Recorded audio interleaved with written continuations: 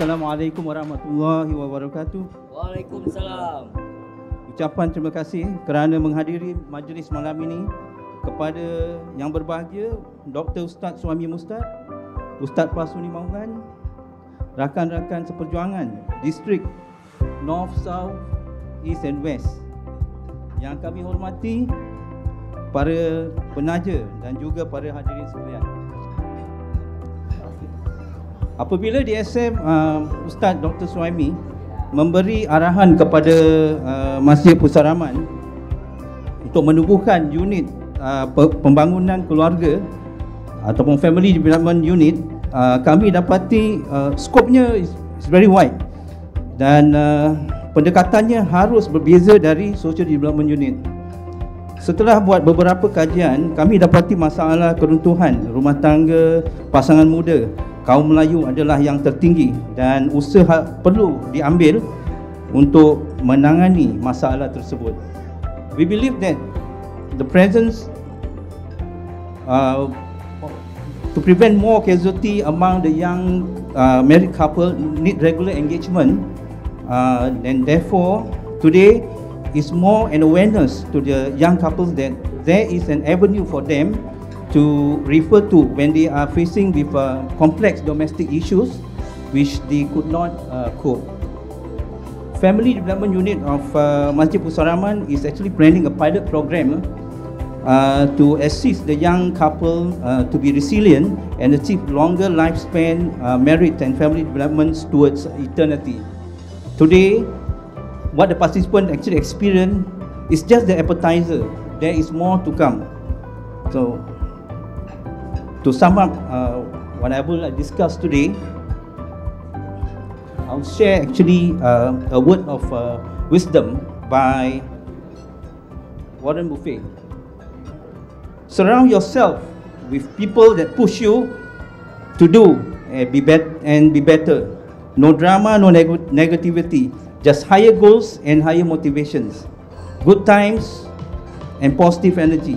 No jealousy and hates. Simply bring out the absolute best in each other. Now you see why I take these words of wisdom here to share with the participant today is actually this is actually something that we have been taught by Rasulullah SAW 1,400 years ago. Actually a positive mindset, and then also the good relationship with humans as well as with Allah Subhanahu Wa Taala. So that will create a positive energy to the individual. With that, I will say thank you and enjoy your dinner.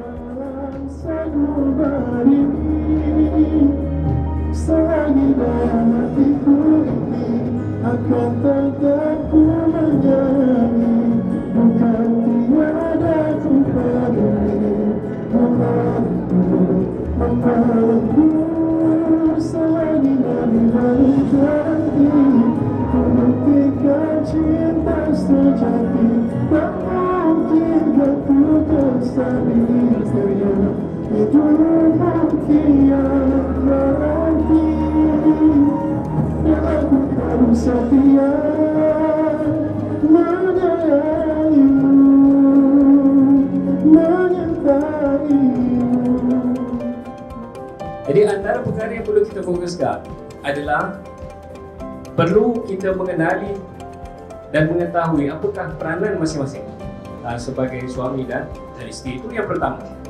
Kadang-kadang boleh di-trace balik kepada yang mana puncanya adalah suami dan isteri tidak pernah jelas sebagai suami dia kena buat apa, sebagai isteri dia kena buat apa. Jadi itu pasal sebabnya kita sentiasa menasihatkan kepada pasangan untuk hadiri kursus rumah tangga banyak didirikan. Dia dijalankan oleh di 190.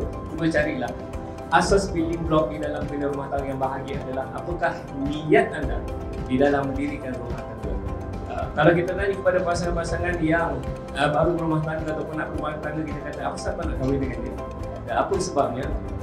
Yang harus kita tanamkan di di dalam hati kita, niat kita untuk mendirikan rumah tangga bersama-sama adalah niat yang suci, niat yang salihah untuk membina rumah tangga yang bahagia, untuk memakmurkan bumi Allah ini, untuk mendapatkan keredaan Allah Subhanahu wa taala. Itulah dia rumah tangga yang harus kita sedar.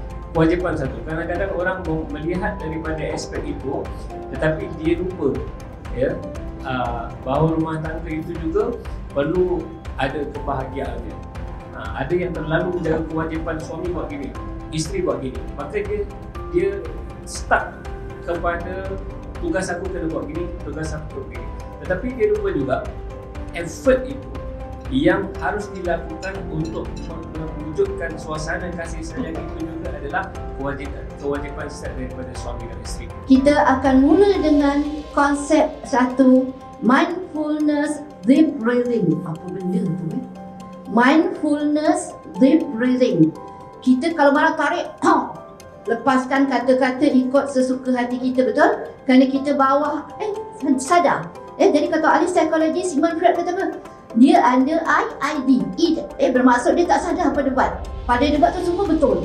Kerana dia tadi berlandaskan kepada nafsu, ya. Jadi kita nak mengajak minda dia tu supaya jadi mindfulness deep breathing. Kita mulakan tarik sebelum kita hembuskan dekatmu.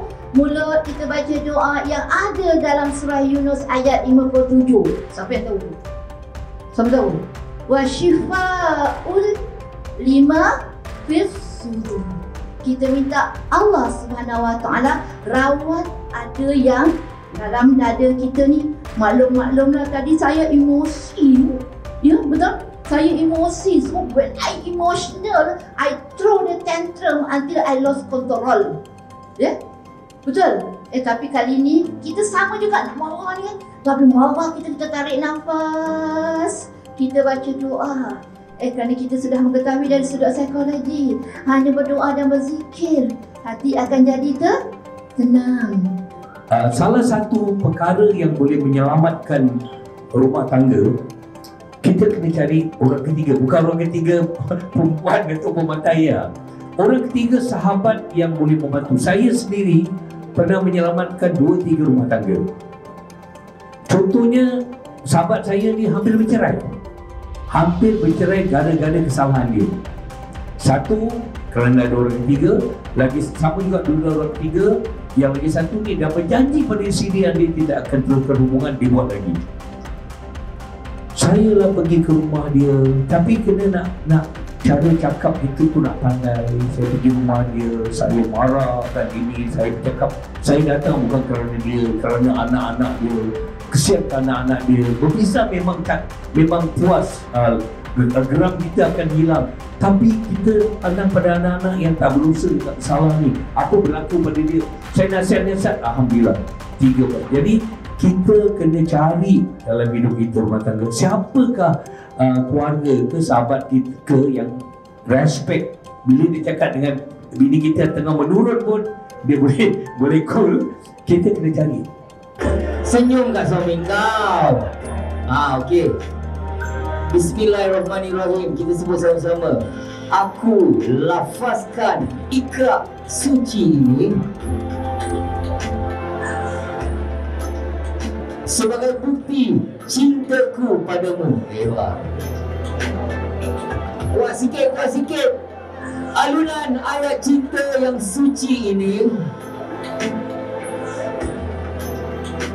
mengawali kisah kita bersama. Hebat. Demi membina keluarga yang sakinah, mawadah, warahmah, saya sayang awak selamanya. Dengan ini tutup mata suami, kucuk dahi isteri yang tersayang. Pelan-pelan lah kau, kenapa kalau kabut? Pelan-pelan, saya kata permaisuri, sayang, pelan-pelan. Pelan-pelan. Okey.